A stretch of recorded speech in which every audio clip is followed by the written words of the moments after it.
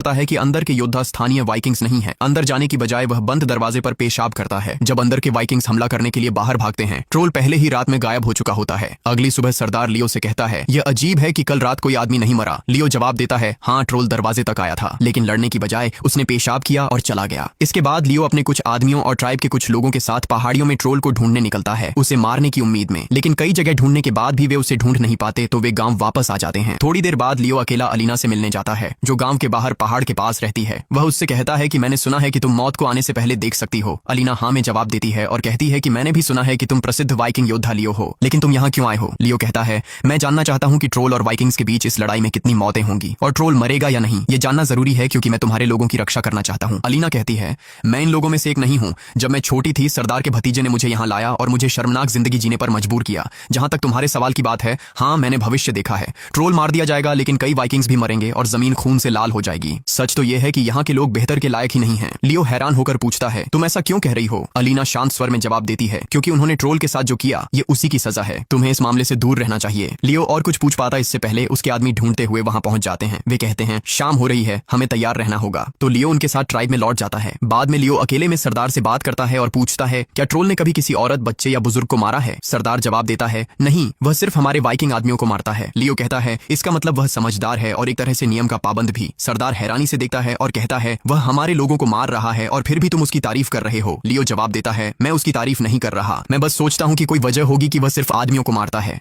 अब तक उसने हम पर या तुम्हारे बाकी गांव वालों पर सीधा हमला नहीं किया है। सरदार फिर कहता है, 20 साल पहले एक ट्रोल मारा गया था, उसके बाद कोई नहीं दिखा। मुझे नहीं पता ये कहां से आया है। अगर तुम ट्रोल से डर रहे हो तो मत लड़ो। उस शाम लियो और उसके योद्धा एक बार फिर बार के अंदर ट्रोल का इंतजार करते हैं। जब वे उसके आने की आवाज सुनते हैं तो तलवारें तैयार करके बाहर भागते हैं, लेकिन एक बार फिर ट्रोल कहीं नहीं दिखता। निराश होकर वे बार की तरफ वापस मुड़ते हैं। उस वक्त ट्रोल चुपचाप चट्टान के पीछे से निकलकर अपनी पुरानी छिपने की जगह की ओर लौट जाता है। अगले दिन लियो फिर से लीना के पास पहुंचता है। उसकी आंखों में जवाबों की बेचैनी थी। वह जानना चाहता था कि ट्रोल को हराया कैसे जा सका है। लीना ने उसकी बात सुनी, लेकिन उत्तर देने के बजाय बस इतना कहा कि शायद अब लौट जाने का वक्त आ गया है। लियो जवाब देता है, जाने से पहले मुझे जानना होगा कि लोग इस ट्रोल से कैसे आजाद हो सकते हैं। फिर लीना उसे अपनी झोपड़ी में ले जाती है और जवाब ढूंढने की कोशिश में अपनी भविष्यवाणी की हड्डियां फेंकती है। उस वक्त लियो बाहर ट्रोल की आवाज सुनता है। वह बाहर भागता है, लेकिन ट्रोल उसे देखते ही जंगल की ओर दौड़ पड़ता है। लियो तुरंत अपने घोड़े पर सवार होकर उसका पीछा करता है। पहाड़ों की पगडंडियों पर दौड़ शुरू होती है, मगर ट्रोल उनसे पहले ही ऊपर चढ़ जाता है। कुछ देर बाद लीना भी वहां पहुंचती है, सांसें थामे हुए। लियो ऊंचाई की ओर देखकर पुकारता है, अगर हिम्मत है तो मेरे सामने आओ, तुम भाग क्यों रहे हो? ट्रोल अपनी ही भाषा में जवाब देता है। लीना समझ जाती है और लियो को बताती है, ट्रोल कह रहा है कि उसकी लड़ाई तुमसे नहीं है, तुमने और तुम्हारे आदमियों ने उसे नुकसान नहीं पहुंचाया है, इसलिए उसने कभी तुम पर हमला नहीं किया। यह सुनकर लियो हैरान होता है और लीना के साथ उसकी झोपड़ी में वापस आता है। वहां वह पूछता है, तो वह यहाँ क्यों घूमता रहता है? लीना समझाती है, सरदार के भतीजे ने एक बार मुझे पाप भरी जिंदगी जीने पर मजबूर किया, लेकिन वह मेरे बिस्तर पर मर गया। लोग मुझे उसकी मौत का दोषी ठहराते हैं और मुझे ट्राइब से बाहर निकाल देते हैं। तब से मैं यहाँ अकेली रहती हूँ। कई वाइकिंग लोग हर रात मेरे अकेलेपन का फायदा उठाने आते थे, लेकिन जब से वो ट्रोल दिखाई देने लगा है, उनमें से किसी की भी हिम्मत नहीं हुई आने की, इसलिए मैं उसे मारने में तुम्हारी मदद नहीं करूंगी। बेचारा ट्रोल पहले ही बहुत कुछ झेल चुका है। यह एहसास होने पर लियो सरदार के पास लौटता है और कहता है, मैंने लीना के जरिए ट्रोल से बात की थी। उसने मुझे बताया कि वाइकिंग्स ने उसके साथ बहुत बुरा किया है, इसलिए वह बदला ले रहा है। सरदार बेचैन हो जाता है और कहता है, मैं तुमसे इस बारे में बाद में बात करूंगा। लियो अपने आदमियों के पास लौटने के लिए निकलता है। तभी वह देखता है कि कुछ बच्चे एक अपाहिज आदमी को पीट रहे हैं। लियो बच्चों को भगा देता है। फिर वह आदमी उससे कहता है, मेरे पिता ने ट्रोल के पिता के खिलाफ लड़ाई लड़ी थी, इसीलिए ट्रोल ने मेरे पूरे परिवार को मार डाला।